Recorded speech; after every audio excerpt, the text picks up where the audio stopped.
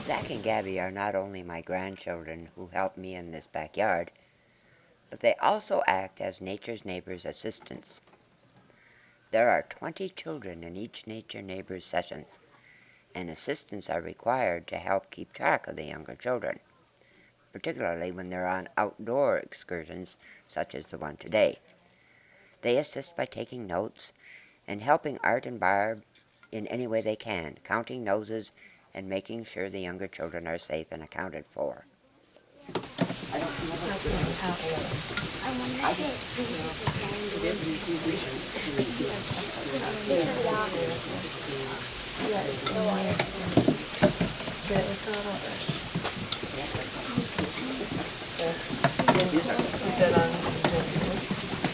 The children seem very interested in the washing techniques and crowd around Zach and Gabby as they clean the feeders, first with soapy water, scrubbing the glass feeders clean as a whistle.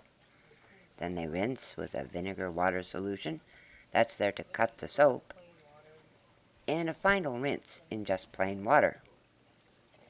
A procedure that ensures a clean and healthy food supply for the hummingbirds that frequent this backyard. Not necessarily. Yeah. Oh, boy. The red thing. The red thing they stand. Will you show us your brush? What brushes do you use? Oh, that's from the shirt. A little brush thing. As Zach finishes showing the brushes he uses, one young observer spots another hummingbird, and the children are off again investigating another sight or sound in the backyard. Soft kinds of roll. They're looking at hummingbirds. Hummingbird on a branch. Yeah. Yep, right on the edge of the branch. Goldfinch. Right on the very tip. Good job. Yeah. They're sitting up there wondering Grandma. what the devil's going on. Grandma, do you have any stuff to put in it? No. Okay. One of the children discovers that there are fish in one of the water features. You see, we have koi fish in one of the ponds, and the children are fascinated with the idea that big fish are in that pond. As the word spreads, the kids gather around the pond, and they listen to the story of why there is water in this backyard, and why water is important for the birds.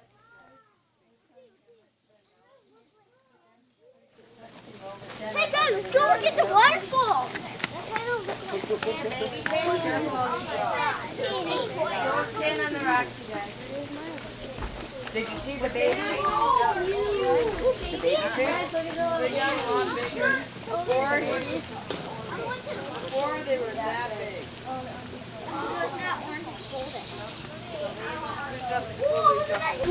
Those growing adults. So you're gonna have a bunch more. It's just water. Mel, we lost Mel. Mel was our biggest fish. He's 37 inches long and 16 inches round. Oh, that fish. Fish. But she got hose back there. One night during the night, that hose broke. And this is a recirculating pump. And all the water in that pond ran out of that pipe and down the driveway. When I got out here in the morning, it was a deeper hole in the center, and I had 7 fish in there that lived. But Mel couldn't make it there. He was in about an inch and a half of water on the outer shelf, and we couldn't revive him. He died. It was a very sad day. He was my very, very favorite fish. Well, maybe you'll have another one grow that big. Yes, that's exactly possible. 37 inches long, that's over a yard. Yeah, but they yeah, but it's for winter.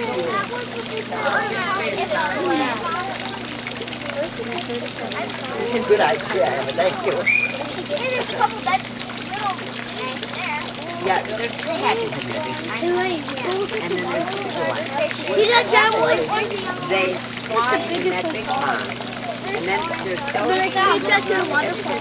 and I just had Elsie by the But I can beat handful. that to the waterfall. Otherwise, this guy's So those things grow into those? That's right. How long? How about Hey, come over here.